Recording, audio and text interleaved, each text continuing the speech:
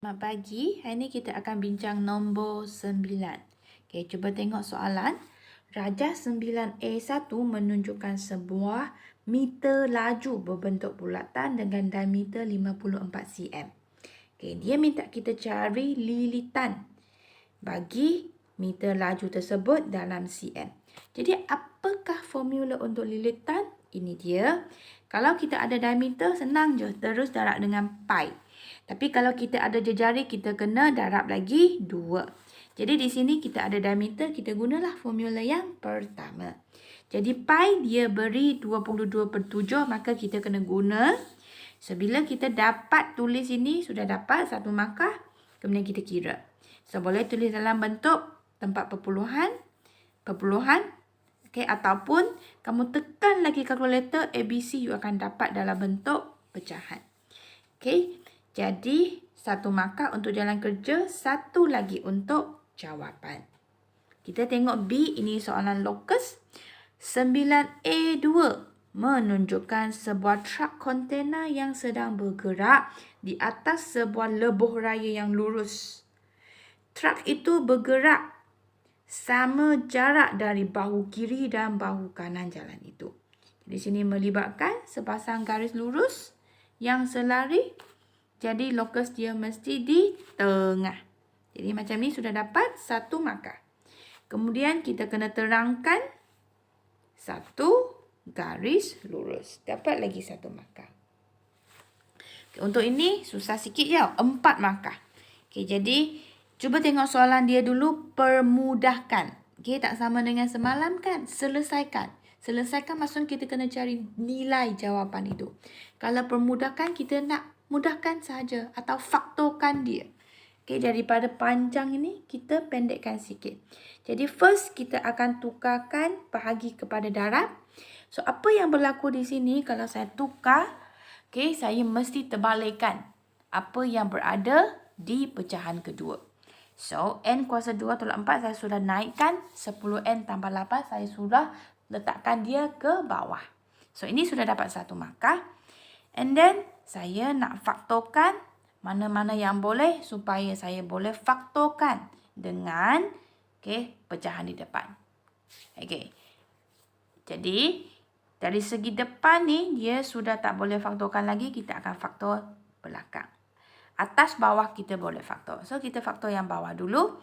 Kita keluarkan FSTB dia. Maksudnya, dua-dua ni boleh dibahagi dengan 2. So, 2 ni kita akan keluarkan. Dan di dalam kurungan kita akan masukkan hasil pembahagian itu. So, 10n bagi 2 kita dapat 5n. 8 bagi 2 kita dapat 4. Okey. Jadi, dapat ini kita boleh tulis dalam bentuk pemfaktoran yang ringkas. 2 kurungan 5n tambah 4. Dapat satu markah. Okey, sekarang saya nak cari lagi 1n kuasa 2 tolak 4. Okey, yang ini either one lah.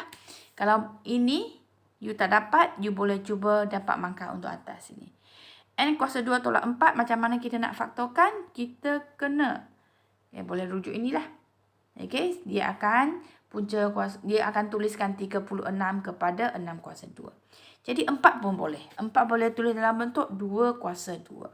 So, apakah syarat dia? Dia mesti boleh tulis dalam bentuk macam ini dan mesti penolakan. So, 2 sudah dalam bentuk kuasa 2. N dan 2 apa yang kita boleh mainkan? N tambah 2, N tolak 2. Siap.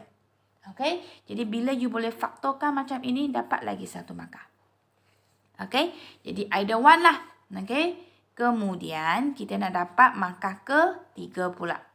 Markah ketiga, kamu boleh masukkan apa yang you dapat tadi. Kemudian, kita nak ringkaskan 5N. Okay. Cara ringkaskan, kita boleh atas ringkas dengan bawah ataupun secara cross.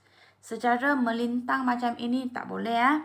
Jadi 5n n tambah 2 saya boleh potong dengan n tambah 2. Sudah habis. 5n tambah 4 boleh tolak dengan 5n tambah 4. So apa yang tertinggal kita darab secara melintang. N tolak 2 tak ada apa. Okay, kemudian N dengan 2 kita darabkan akan dapat N2 atau kita tulis dalam 2N. Jadi dapatlah jalan kerja dan nilai. Yang last, okay, ini adalah pelan dongakkan. So, dia minta kita lukis unjuran oktagon di atas serta mengufuk dari pandangan X. Jadi, kita lukis pelan lah. So, daripada pandangan atas, apa yang kita akan rujuk? Okay, permukaan yang mengufuk. So, yang pertama ini, yang kedua ini, kita boleh nampak yang kedua lebih besar daripada yang bawah. Maksudnya ada kawasan yang terlindung di sini. Jadi, mesti ada garis yang terputus-putus. Kemudian, okay, kita ada lagi satu bahagian yang menonjol ke atas. So, first step saya akan lukis permukaan mengufuk yang paling besar. Labelkan. Okay, label sini apakah jarak dia? Sama dengan lebar. Jadi, sini adalah 4 cm, 4 cm, 4 cm.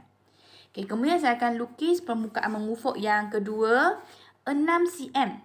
Jadi, sini adalah 2 cm daripada HG. Kita akan guna garis terputus-putus sebab garisan ini terlindung di bawah permukaan yang mengufuk atas.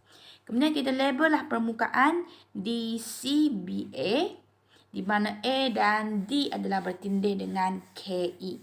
Kemudian kita ada lagi satu garis JF yang menonjol ke atas dan kita ada satu titik yang menonjol ke atas. Kita boleh lukis cross dan labelkan L. Last, jangan lupa label jarak. Okay. Macam mana kira markah? Markah pertama, you boleh lukiskan shape yang betul.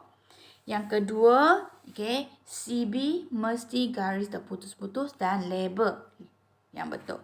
Yang ketiga, okay, pastikan pengiraan itu tepat. Okay, dia hanya boleh terima ada slightly different 0.2 cm sahaja. Okay, jadi itu sahaja. Tak perlu salin soalan. Jawab, tunjuk jalan kerja. Yang pelan itu kena lukis. Okay, dan snap gambar sekurang-kurangnya 9B dan C untuk disemak. Jadi itu sahaja. Sekian, terima kasih.